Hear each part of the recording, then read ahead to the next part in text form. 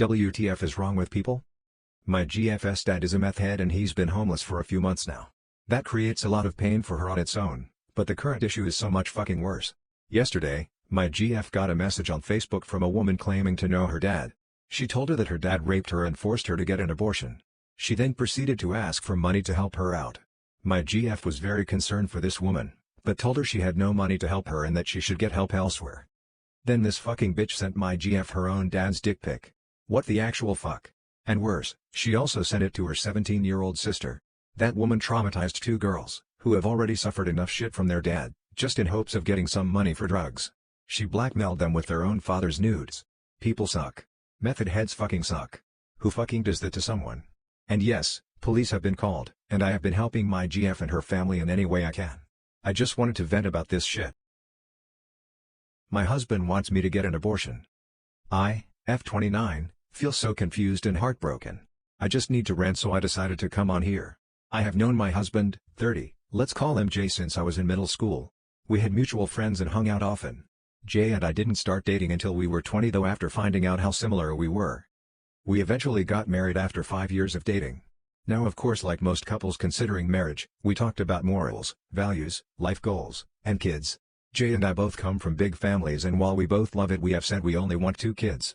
So we had always been on the same page. We wanted though to enjoy 2 years of married life just being us and then try for kids around our 2nd anniversary. That is what we did. I even asked Jay if he still wanted kids before we started trying. He said yeah, he feels ready to start a family. So we did, and I struggled with getting pregnant and even had a miscarriage almost a year ago. Well, a few weeks ago I found out I was pregnant through an at-home test, and yesterday I confirmed by going to an OB. I decided to tell Jay. I was so excited. When I told him, Jay looked disgusted and said, well, you need to abort it. I was shocked, to say the least. I said, why would you say that? You wanted a family. I confirmed it multiple times. He said he changed his mind, so I need to abort that thing because he doesn't want it. I started crying. He called me dramatic. I am now staying with my sister. I haven't told anyone. We make good money and live in a good area, so it's not like we aren't fit for children. He's so good around our nieces and nephews and never complained about not liking kids. Found out my husband is my abuser. Don't know what to do. It happened at a party at my dorm year 2004. I woke up next morning and I realized something was very wrong with my body. I was sore in that region and I couldn't sit right. But my brain failed me and I couldn't remember anything, even though I don't remember having more than 2 beers. Nobody in that party knew anything or pretended they didn't know. I was then sure that something did happen when everyone avoided me afterwards, even people I considered my close friends. My mental health deteriorated and I spiraled into depression. The only people who stood by me were my best friend, who wasn't at the party, and my husband, who back then was a close friend. Before that night I wasn't really interested in my husband. He was cute and shy, but I was never interested in him or anyone else for that matter. I was just concentrating on my studies and having fun. I took a break from school after this because I couldn't keep up because of my depression and anxiety and nightmares. I moved back to my mom's and I was scared of everything, and I didn't leave my room for a year. Only people who cared were my best friend and my husband. I was kicked out of my mom's by my stepdad after 2 years, and I never really blamed them because I was just a burden. Anyway, I decided to switch majors and took a shorter education. My husband and I started dating. I didn't know if he knew. I assumed he didn't because he kept in touch. I told him before he proposed because I didn't want this between us, and he was very compassionate and understanding. I loved him even more for it. We have been married for 14 years and we have 4 beautiful children.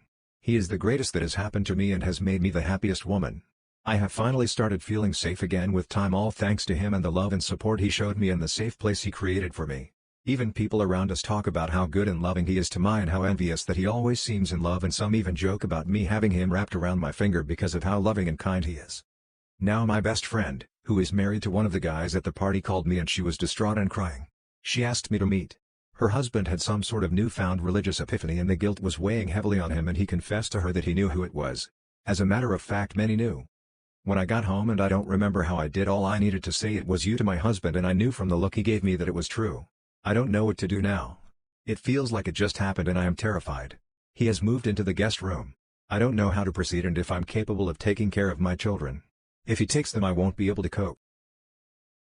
I received confirmation yesterday that I've replaced my bill in my Wealthy Phil's will. My 43M, Bill, 45M, went through some mental health issues several years ago, and began seeing a therapist. That therapist convinced him that his issues stemmed from his childhood. He was never abused or neglected. He just didn't like the way he was raised and wanted an apology from his parents.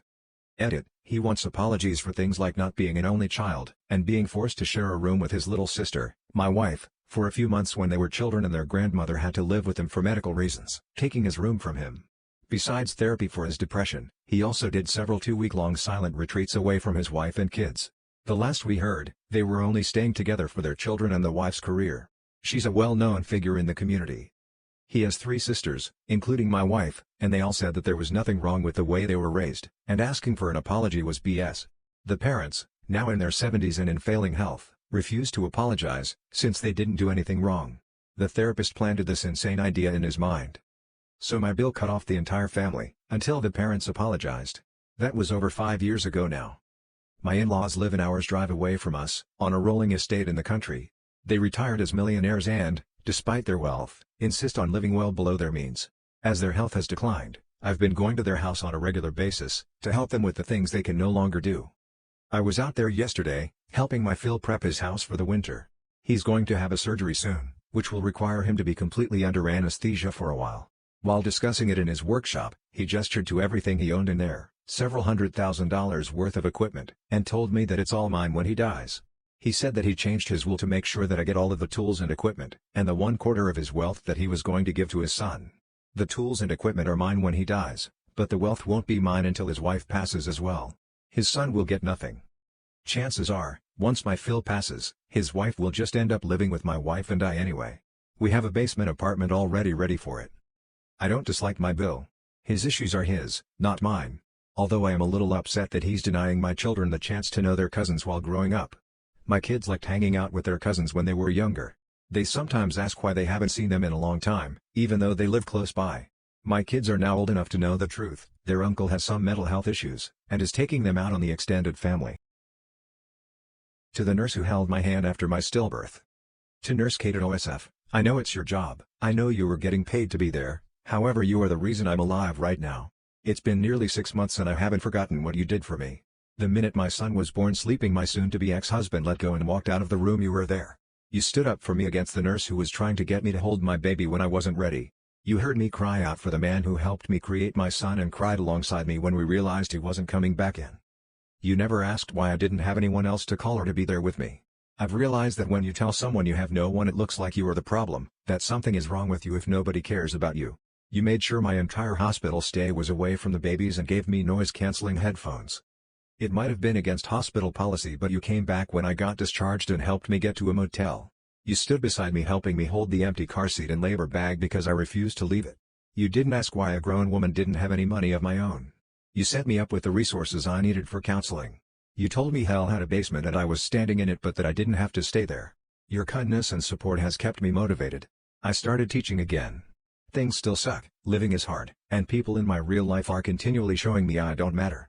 Even though it was your job, you showed me more love than anyone ever has.